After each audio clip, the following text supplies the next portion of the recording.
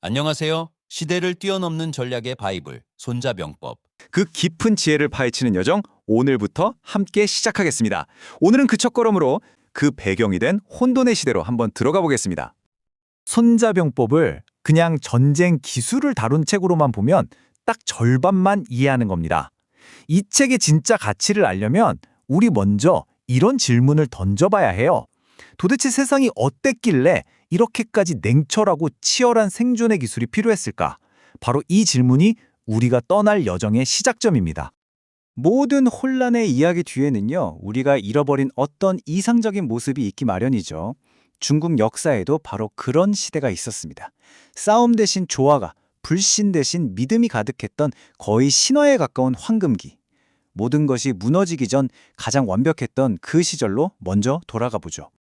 네, 바로 요신시대입니다. 요임금과 순임금. 이분들은 혈통이 좋아서 왕이 된 게 아니라 오직 그 덕과 지혜 때문에 지도자로 뽑힌 분들이에요. 사마천의 사기를 보면요. 요임금은 백성들이랑 똑같은 허름한 집에 살면서 백성 중에 굶는 사람이 있으면 자기도 밥을 굶고 누가 죄를 지으면 꼭 자기가 죄를 지은 것처럼 괴로워했다고 합니다. 당시 백성들이 불렀다는 이 격양가라는 노래를 보면 그 시대 분위기가 그대로 느껴져요. 해가 뜨면 일하고 해지면 쉬고 내가 판 우물 마시고 내가 기름 밥 먹고 사는데 임금이 있든 없든 나랑 무슨 상관이야? 이 말은 뭐겠어요? 백성들이 너무 평화롭고 만족스러워서 나라나 임금의 존재조차 의식하지 않고 살았다는 거죠. 이보다 더 완벽한 태평성대가 있을까요? 그리고 이 시대의 이상은 아마 역사상 가장 충격적인 권력 이양 장면에서 정점을 찍습니다.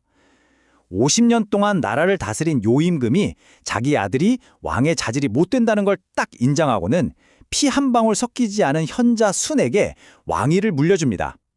권력을 자기 핏줄의 소유물로 보지 않고 오직 나라 전체를 위해 가장 좋은 선택을 한 거죠. 하지만 아시잖아요. 역사의 수레바퀴는 영원한 평화라는 걸 허락하지 않죠. 빛이 있으면 어두움이 오듯 흥하고 망하는 이 거대한 순환의 법칙이 마침내 이 황금 시대에도 어두운 그림자를 들이우기 시작합니다. 그 완벽했던 시대의 균열이 가기 시작한 건 참 아이러니하게도 또 다른 성군으로 불렸던 우왕 때부터입니다. 우왕 자신은 현명한 사람에게 왕위를 물려주려고 했어요. 그런데 결국 그의 아들 개가 그 자리를 차지하게 됩니다. 바로 이 순간 덕을 기준으로 삼던 위대한 전통은 깨지고 피가 권력을 결정하는 세습의 시대가 열리고 만 겁니다. 이상이 무너진 자리는 탐욕이 채우기 시작했습니다. 백성의 굶주림을 자기 아픔처럼 여기던 지도자는 이제 사라지고 백성들 피땀을 짜내서 자기 배만 불리는 폭군이 등장하죠. 그 타락을 상징하는 단어가 바로 주지용림입니다. 말 그대로 술로 연못을 만들고 고기를 매달아 숲을 이룰 정도의 광란적인 사치, 이것이 바로 세습왕조의 비참한 끝이었습니다. 여기서 역사의 패턴이 아주 명확하게 보입니다. 위대한 창업주가 덕으로 나라를 세우죠. 하지만 그 후손들은 타락하고 폭정을 일삼아요. 결국 분노한 백성들의 지지를 얻은 새로운 영웅이 나타나 그들을 무너뜨립니다. 하나라가 그랬고요. 그 하나라를 무너뜨린 상나라 역시 정확히 똑같은 길을 걷게 됩니다. 자, 이제 이야기는 그 상나라를 무너뜨리고 주나라를 세운 영웅들에게로 넘어갑니다. 이건 현명한 군주와 그보다 더 현명했던 조언자의 운명적인 만남에 대한 이야기입니다. 상나라의 폭정이 하늘을 찌른 무렵 덕망이 아주 높았던 제후 서백후라는 사람이 있었습니다. 어느 날 밤 꿈에 곰 한 마리가 나타나는 기이한 꿈을 꿔요. 신하가 꿈을 풀이하길 이건 하늘의 계시입니다. 곧 위대한 스승을 만나 천하를 얻게 될 징조입니다. 라고 말하죠. 꿈의 계시를 따라서 위수강가로 나간 서백후는 정말 기이한 노인 한 명을 발견합니다. 낚시를 하는데 낚싯바늘은 곧게 펴져 있고 미끼조차 없었어요. 딱 봐도 물고기를 낚는 게 아니었죠. 그는 세월을 낚고 있었던 겁니다. 자신을 알아줄 군주를 기다리고 있었던 거죠. 이 사람의 이름이 바로 강자, 우리가 강태공이라고 부르는 바로 그 전설적인 인물입니다.